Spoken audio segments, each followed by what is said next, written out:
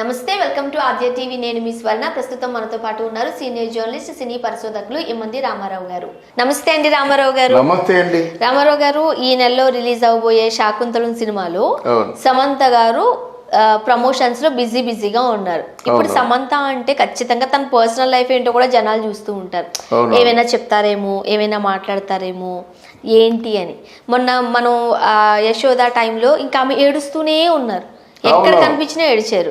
But ఇప్పుడు మళ్ళీ పాత శామ్ని చూస్తున్నాం, నవ్వుతూనే ఉన్నారు. సో ఫస్ట్ ఆఫ్ ఆల్ ఈ ప్రమోషన్స్ కోసం చెప్పండి. చలాకీగా తిరుగుతున్నారు. ఆవిడ ఏడుస్తూనే ఉందంటే చైతు గురించి మాట్లాడుతున్నప్పుడు అనుకోకుండా ఆవిడ కళ్ళముట కన్నీళ్ళు వచ్చేస్తున్నాయి. అండ్ ఆరోగ్యం కూడా బాగాలేదు. అది ఆరోగ్యం బాగాలేదు. తను ఏదో అవన్నీ ఇవ్వకుండా ఆవిడ ట్వీట్ పెట్టింది, అవన్నీ చీకటి రోజులన్నీ.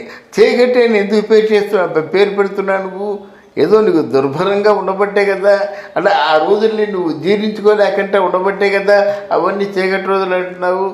అలా మాట ఆ చైతు గురించి, వాళ్ళ కాపురం, వాళ్ళ డివోర్స్ గురించి తలుచుకున్నప్పుడల్లా చాలా గుండె కోత అనుభవిస్తుంది. కానీ ఇప్పుడు ఈ సినిమాకి ఈ మరి దిల్ రాజు వీళ్ళందరూ పొగడ్తలు చూసిన తర్వాత ఆవిడ కూడా రెచ్చిపోయి మాట్లాడుతుందన్నమాట.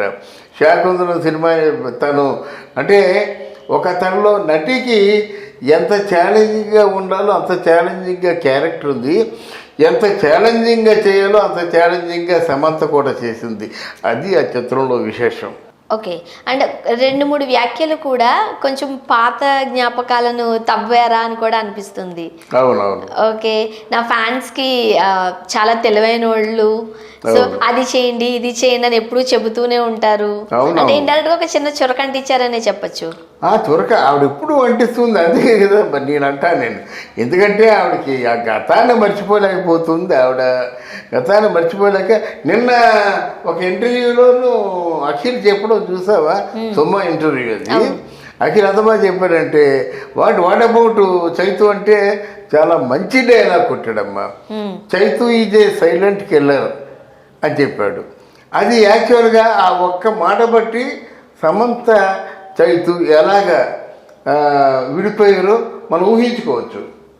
అంటే ఏమిటి, బయట పడకుండా ఆవిడ గాయపడే పని ఏదో చేసుకుంటాడు, అది మనకు అర్థం అవుతుంది. అంతే కదా, బయటపడలేదు అంటే ఏమిటి, ఇక్కడ వీరి ఫ్యామిలీ అందరికీ ఇష్టమే. తర్వాత ఏజెంటు సినిమాకి ప్రమోషన్ కోసం కూడా వస్తామని చెప్పిందట. ఎందుకంటే ఎవరు మన సమంతను అఖిల్ చాలా మంచి ఫ్రెండ్లీగా ఉంటారు. ఎదురు చిన్నపిల్లల్లా కొట్టుకుంటారు. బర్త్డే కూడా విష్ చేశారు. ఇచ్చేసింది అంటే ప్రమోషన్ కూడా వస్తుందట. అందువల్ల అంటే అక్కినేని వారి ఫ్యామిలీలో ఏదైనా సినిమా ఉంటే ఆ సినిమా తాలూకు ప్రమోషన్ కానీ ఆ సినిమా తాలూకు విజయం కానీ తన వంతు బాధ్యత అనుకుంటుంది. అది గొప్ప విషయం కదమ్మా. ఇక డివోర్స్ అయిపోయినప్పుడు కూడా అక్కినేని ఫ్యామిలీ ఈజ్ మైన్ అనుకోవడం చాలా గొప్ప విషయం కదా. అందువల్ల ఇప్పుడు శాకుంతలం ఆవిడలో కొత్త ఉత్సాహాన్ని తీసుకొచ్చింది. కొత్త అంటే ఎంకరేజ్మెంట్, ఎక్కడో మళ్ళీ ఒక ఆశాదీపం కనిపిస్తున్నట్టు, ఏదో తనకు మంచి జరగబోతున్నట్టు, ఈ సినిమా పెద్ద ల్యాండ్ మార్క్గా ఉండబోతున్నట్టు, ఇవన్నీ దృష్టిలో పెట్టుకుని ఆవిడ మాటల్లో చాలా తేడా కనిపించింది. ఆ మాటల్లో ఫ్లోలో స్వచ్ఛత అంటే అదరు బెదరు ఏమి లేకుండా ఒక రన్ ఉంది, ఒక ఫ్లో ఉంది, ఒక ఏమంటారు దాన్ని జోష్ ఉంది.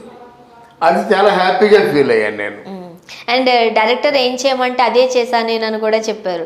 సో దాంతో ఫుల్ ఫ్యాన్స్ ఖుషీగా ఉన్నట్టున్నారు. అంటే అక్కడ డైరెక్టర్ ఏం చేయమంటే చేశారంటే, ఇక్కడ ఈవిడికి ఇష్టం లేకంటే డైరెక్టర్ చేయమంటే చేయదు. ఒక ఆర్టిస్ట్ అనేది లేడీ ఆర్టిస్ట్ కానీ మేల్ ఆర్టిస్ట్ కానీ ఈ పాత్రని ఇక్కడ ఇలా చేస్తే బాగుండేమో అనిపిస్తుంది, అలా చేస్తుంది. కానీ ఏదో వెలితి కనిపిస్తుంది, నేను అనుకున్నట్టు చేయలేకపోతున్నానే అనేది వెలితి కనిపిస్తుంది తన వరకును. అది డైరెక్టర్ చెప్తే ఎస్ ఇప్పుడు ఐ గాట్ ఇట్ అని చేస్తుంది అన్నమాట. తన మనసులో ఉన్నది ప్లస్ డైరెక్టర్ చెప్పింది, డైరెక్టర్ చెప్పిన దాన్ని ఇంప్రూవైజ్ చేసుకొని చేస్తుంది అన్నమాట. అది ఈ సమంత లాంటి ఆర్టిస్టులు పెద్ద వాళ్ళు లెజెండరీ ఆర్టిస్టులు అన్నమాట. వాళ్ళ మనసులో ఉంటుంది ఈ క్యారెక్టర్ని ఇలా చేస్తే బాగుంటుందని మనసులో ఉంటుంది. దాన్ని రీచ్ అవుతారన్నమాట డైరెక్టర్లు. రీచ్ అయినప్పుడు ఆయన డైరెక్షన్ని సినిమాని ఎంజాయ్ చేస్తారు, క్యారెక్టర్ని. రీచ్ కానప్పుడు ఎక్కడో సంతుంది, ఎక్కడో అనుకుంది కనెక్ట్ కాలేకపోతున్నాను, రీచ్ కాలేకపోతున్నాను అనే ఫీలింగ్ వస్తుంది అన్నమాట. ముఖ్యంగా శాకుంతలంలో మనము సమంత గారిని ఎలా చూడొచ్చు అంటారు? కన్నుల పండుగ అనుకోవచ్చా? సమంత గారిని ఒక అభిసారిక, ఒక శృంగార దేవత, ఒక నట శిరోమణి, ఈ మూడు. అభిసారిక అంటే ఏమిటి?